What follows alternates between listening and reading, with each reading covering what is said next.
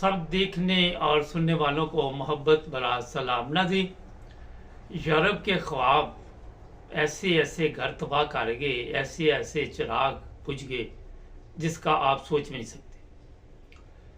मेरी नज़र से एक रिपोर्ट गुजरी, मैंने सोचा क्यों ना अपने देखने वालों को ये ज़रूर बताएं कि जब यूरोप का सफ़र आप शुरू करते और आप ये भी नहीं देखते कि जिस रास्ते से आप यूरोप जाना चाहते हैं वो रास्ता ठीक भी है या नहीं ठीक। आप ये भी नहीं देखते जो एजेंट हैं वो ठीक मिले हैं गलत मिले हैं। आप ये भी नहीं देखते कि जनाब अली ये जो हमारा पैसा है इसके साथ साथ हमारी जान भी चले जाएगी। बगैर तहकीक किए ऐसा यूरोप का जुनून हमारे पाकिस्तान में है। एक जगह अगर ये भी सोचा जाए कि आप भी दुरुस्त है जिस हालत में मुल्क पहुंच चुका है गरीब आदमी के लिए, तो वहाँ पे आज भी मुझे एक मैसेज आया। वो अच्छा भला बंदा होता था, 4 साल पहले मेरा फेसबुक फ्रेंड बना था। आज मुझे कह रहा था कोई सदका खैराती मिल जाए तो वो भी मेरे लिए चल जाएगा। ये हालत हो गई है। अब जो चीज़ें हैं वो बड़ी अहम है। एक तो मैं आपको बता दूं कि जो भी लोग यूरोप आते हैं उनमें से अक्सर मंजिल पे पहुंच जाते हैं, बेशुमार ऐसे भी है जो रास्ते में ज़िंदगी की बाजी हार जाते हैं। लेकिन आज जिन लोगों की बात करेंगे वो हैं गुमशुदा अफराद। तकरीबन ये 2 साल के करीब या 20 महीने के करीब आप लगा लें कि इसमें कुछ 24 अफराद जो है या इससे ज़्यादा भी हो सकते, कम भी हो सकते हैं, जो गायब है।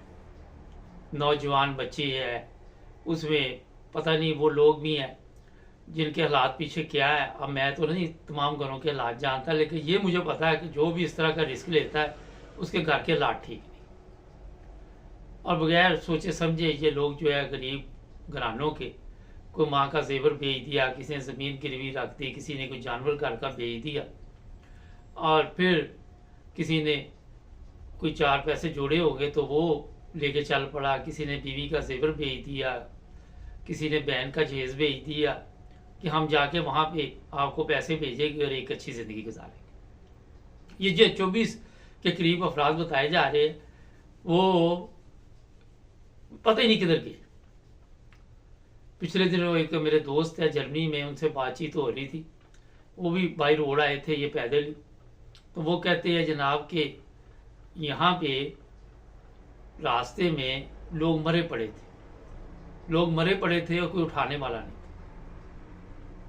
आप अंदाज़ा लगा सकते हैं कि जिंदा भी हमारे पाकिस्तान में जो जिल्लत और रसवाई है उसका तो आपको पता ही है, लेकिन कई बेचारे मरने के बाद भी उन्हें कब्र नसीब नहीं होती, जनाजा नसीब नहीं होता। माँ बाप को पता ही नहीं वो किधर गए हैं, और माँ बाप जो है वो सारी ज़िंदगी इसी इंतज़ार में गुजार के इस दुनिया से चले जाते हैं कि यहाँ पे जो कुछ भी आप देखते हैं वो नज़र नहीं आ रहा होता। आप देखने की कोशिश करते हैं मगर आपको पता ही नहीं, आगे जहाँ तक आपकी नज़र जाती है अंधेरा ही अंधेरा। अब ये लड़के जवान जो हैं ये किस साल में हैं उस पर मैं थोड़ा सा बता दूँ। कई जगह पे लड़कों को अगवा कर लिया जाता है, कई जगह पे लड़कों को यहाँ भी मैं बता दूँ कि खुद ही गोली जो एजेंट है वो मार देते हैं। ये पिछले दिनों आपको पता चला होगा कि तफ्तार में वहाँ पे लोगों को गोलियां मार दी गई और वो पाकिस्तानी थे, पैसे भी ले लिए, फिर उनको कत्ल भी कर दिया। ये हालत हो चुकी है पाकिस्तान के लोगों की। वहाँ पे वैसे ही नफसा नफसी का आलम है। ये पहले ही उनका प्रोग्राम होता है कि जैसे ही हम बॉर्डर के पास पहुँचेंगे इनको रास्ते से डालें। अगर वहाँ से बच जाते हैं तो ईरान में कोई ले जाता है उनको पकड़ के, अगर वहाँ से कोई ले जाता है पकड़े पर बच जाते हैं तो तुर्की पड़ा हुआ है। तो बड़ी तकलीफ के साथ ये लोग पहुँचते। एक लड़की की दास्तान भी मैं किसी वक्त प्रोग्राम में शामिल करूँगा, उसके साथ रास्ते में क्या हुआ। अब जनाब ये जो 20-24 लोग हैं, माँ बाप कह रहे हैं कि पता ही नहीं हमारे ये बच्चे किधर गए। ये पिछले दिनों भी 2 कश्तियाँ थी वो डूब गई और वहाँ पे अपना ठीक ठाक कुछ 14 के करीब लोगों की मौत हो गई।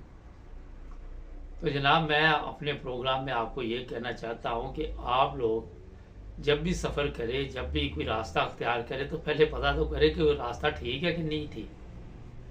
ये बड़ा एक अहम सवाल है। इत्मीनान की बात कर लें।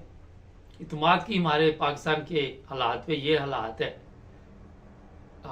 हालात है कि अपना भाई किसी के ऊपर इत्मीनान करता है, कोई यहाँ यूरोप से जाता है उसको भाई मार देता है, कोई यहाँ इंग्लैंड से लड़का जाता है ताया गोली चला के मार देता है।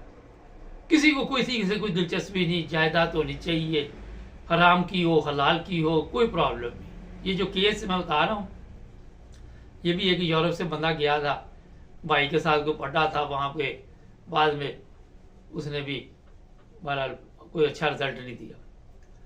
तो जनाब ये चीज़ें जो होती हैं ये बड़ी ही तकलीफ दे इस वक्त, क्योंकि हमारे मुल्क के हालात ठीक नहीं है। बाहर निकलते तो वापस नहीं आते, मौत हर तरफ ही मौत, वहाँ भी मरना यहाँ भी मरना।